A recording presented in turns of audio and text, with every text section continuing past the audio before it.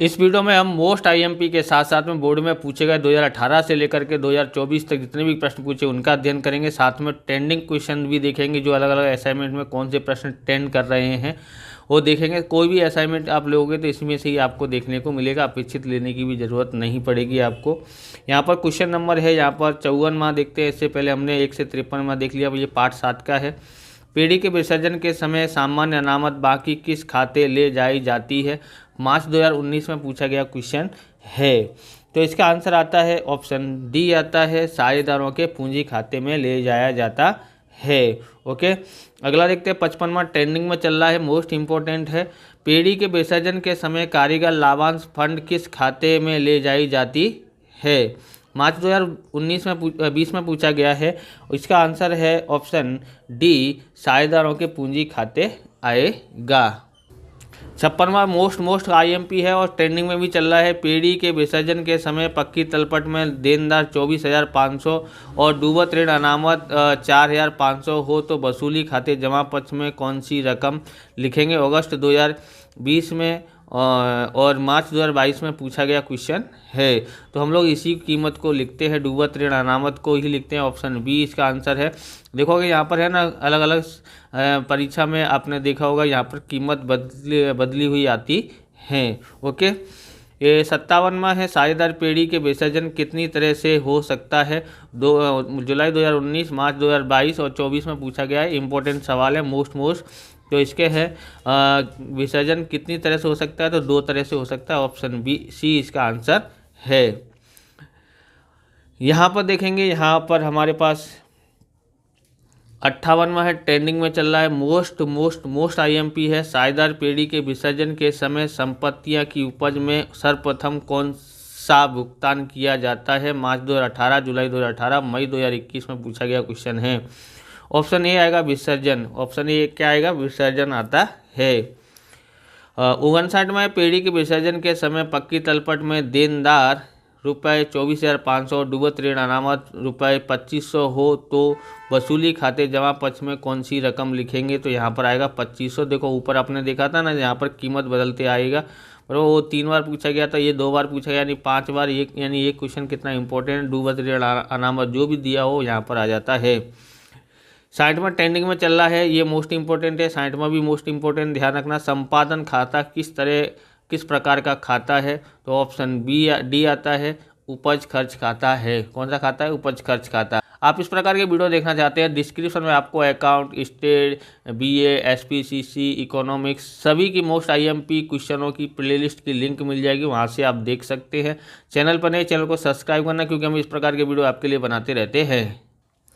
60वां trending में चल रहा है, इसको जरूर तैयार करना है। विसर्जन के समय साझेदार पीढ़ी की संपत्तियां और दायित्व की हिसाबी असर देने के लिए तैयार किया जाता खाता खाली जगह। तो ऑप्शन डी आएगा। ऑप्शन डी संपादन खाता आता है। 62 में देखते हैं, पीढ़ी के विसर्जन के समय सामान्य अनामत कारीगर अकस्मात मुआवजा फंड लाभ हानि खाते की जमा बाकी कहाँ ले जाई जाती है? ऑप्शन डी आएगा, साझेदारों के पूंजी खाते। साझेदारों के पूंजी खाते ले जाया जाता है। बराबर, हम लोग वापस से पार्ट 3 पे आए हैं, इम्पोर्टेंट है।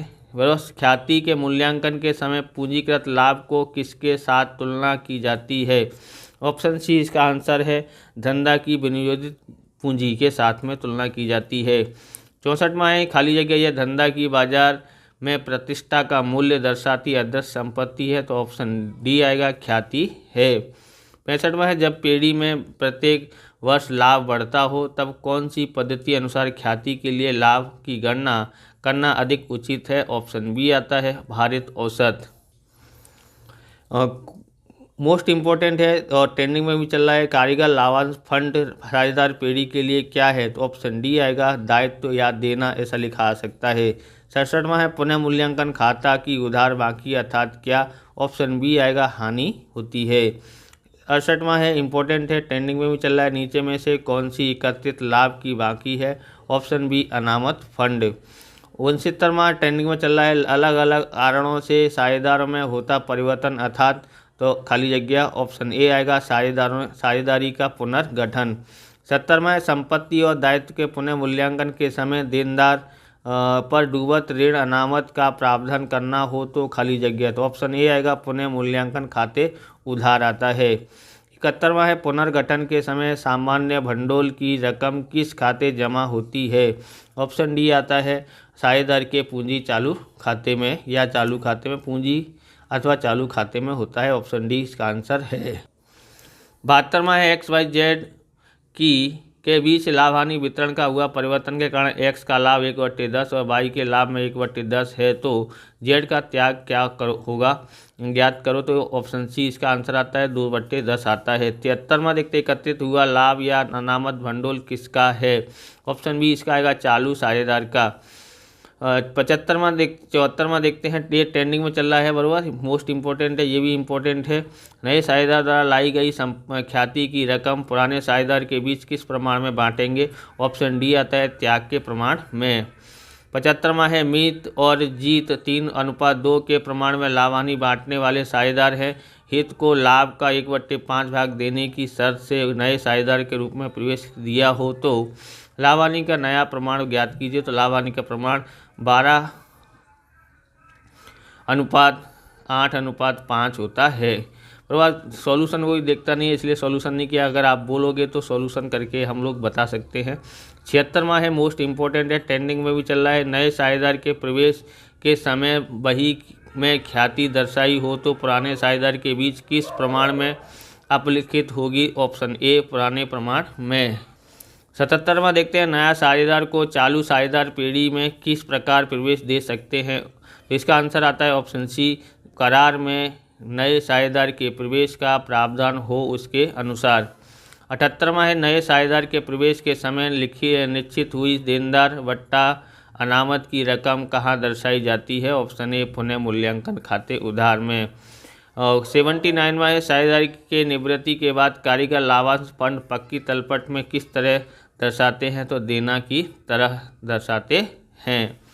80वां है, ईला, शीला और नीला 2:1 के प्रमाण में लाभ हानि बांटते साझेदार हैं। नीला निवृत्त होती है। ईला और शीला का लाभ हानि का नया प्रमाण क्या होगा। तो 1:1 होगा, क्योंकि यहाँ पर देखोगे ईला और शीला का अनुपात क्या है, 2:2 है ना, तो इसके लिए 1:1 हो जाएगा। 81वां है, मोस्ट इम्पोर्टेंट है, निवृत्त साझेदार पेढ़ी के लाभ के में कब तक हकदार है। ऑप्शन सी इसका आंसर आएगा, अंतिम वार्षिक हिसाब से निवृत्ति तक। 82वां है, सक्रिय साझेदार सार्वजनिक नोटिस द्वारा अपनी निवृत्ति की घोषणा करना खाली जगह। ऑप्शन सी है, अनिवार्य है। 83 है, निवृत्ति के समय जब लाभ हानि का केवल पुराना प्रमाण ही दिया हो तब बाकी के साझेदार का लाभ का प्रमाण खाली जगह। ऑप्शन बी आता है, पुराना प्रमाण। 84वां है, निवृत्त या मृत्यु प्राप्त साझेदार को लेने की अंतिम चुकवणी करते समय उसे चुकाने पात्र रकम में से क्या घटाते हैं। ऑप्शन डी आएगा, चालू खाते की उधार बाकी का। 85वां है, सभी साझेदार की सर्वसम्मति से किसी भी समय पेढ़ी का विसर्जन हो सकता हो उसे खाली जगह कहते हैं। ऑप्शन ए आएगा, स्वैच्छिक विसर्जन कहते हैं। क्या कहते हैं, स्वैच्छिक विसर्जन। 86वां है, वसूली खाते में आते अंतर को कौन से खाते में ले जाते हैं। इंपॉर्टेंट क्वेश्चन है। ऑप्शन सी, पूंजी खाता। ये मोस्ट इंपॉर्टेंट है और ट्रेंडिंग में भी चल रहा है। 87वां क्वेश्चन है, वसूली खाते को दूसरे किस नाम से पहचाना जाता है। ऑप्शन बी, संपादन खाता। ट्रेंडिंग क्वेश्चन है, मोस्ट इंपॉर्टेंट है। यहाँ विसर्जन की तारीख पर किस खाते की बाकी माल संपत्ति वसूली खाते नहीं लिया जाता है। ऑप्शन बी, बैंक खाता। ये भी ट्रेंडिंग क्वेश्चन चल रहा है। साझेदार की पत्नी ने श्रीधन में से दी लोन कब चुकाई जाती है। ऑप्शन सी आएगा, सामान्य दायित्व के साथ में चुकाई जाती है। 90वां है, पेढ़ी के विसर्जन के समय विसर्जन खर्च किससे भुगतना होता है। ऑप्शन सी आएगा, सामान्यतः पेढ़ी को भुगतना होता है। क्वेश्चन नंबर 51 है, साझेदारी पेढ़ी के विसर्जन के समय संपत्ति की उपज में से अंत में कौन सा भुगतान किया जाता है। इंपॉर्टेंट है, वो मोस्ट इंपॉर्टेंट है, बराबर और तैयार करना है। उसमें से कौन सा आता है, ऑप्शन देखते हैं हम यहाँ पर। तो इसका आंसर है साझेदार की लोन। 92वां है मोस्ट इम्पोर्टेंट है, ट्रेंडिंग में भी चल रहा है। पुनः स्व मूल्यांकन द्वारा आंकी गई पागड़ी किस हिसाबी मानांक के अनुसार चौपड़े में दर्शाई नहीं जा सकती है? ऑप्शन बी है हिसाबी मानांक 26। 53वां चल रहा है मोस्ट इम्पोर्टेंट है, जिस पीढ़ी के पास आयात लाइसेंस ट्रेडमार्क कॉपीराइट या पेटेंट के कारण उसकी ख्याति का मूल्य खाली जगह, तो ऑप्शन बी आएगा अधिक रहता है। 94 है ट्रेंडिंग में चल रहा है मोस्ट इम्पोर्टेंट है, पूंजीकृत लाभ ज्ञात करने का सूत्र कौन सा है? तो ऑप्शन डी आता है औसत लाभ भाग अपेक्षित मुआवजा का दर प्रतिशत में। 95 में ट्रेंडिंग में चल रहा है निम्न परिबलों में से कौन सा परिबल ख्याति के मूल्यांकन पर असर नहीं करता है? ऑप्शन सी आएगा ग्राहक का स्थान। 96वां इम्पोर्टेंट है IMP है और ट्रेंडिंग में चल रहा है चालू साझेदार के बीच लाभ हानि बांटने का प्रमाण किस तरह बदल सकते हैं? ऑप्शन सी आता है सभी ही साझेदारों की सम्मति से बदल सकते हैं। 97वां ट्रेंडिंग में चल रहा है मोस्ट इम्पोर्टेंट है, साझेदार पीढ़ी के साझेदारों का पूंजी खाता रखने के लिए कितनी पद्धतियां देखने को मिलती हैं? ऑप्शन बी आएगा 2। भारित औसत लाभ की पद्धति में इनमें से कौन सी बात को ध्यान में लिया जाता है? ट्रेंडिंग में चल रहा है ऑप्शन ए नज़दीक के वर्षों के लाभ का अधिक महत्व। 99 देखते हैं ट्रेंडिंग में है मोस्ट इम्पोर्टेंट है, नए साझेदार सहित सभी साझेदार पीढ़ी का लाभ या हानि जिस प्रमाण में बांटने का निश्चित करते हैं अर्थात खाली जगह, तो नया प्रमाण।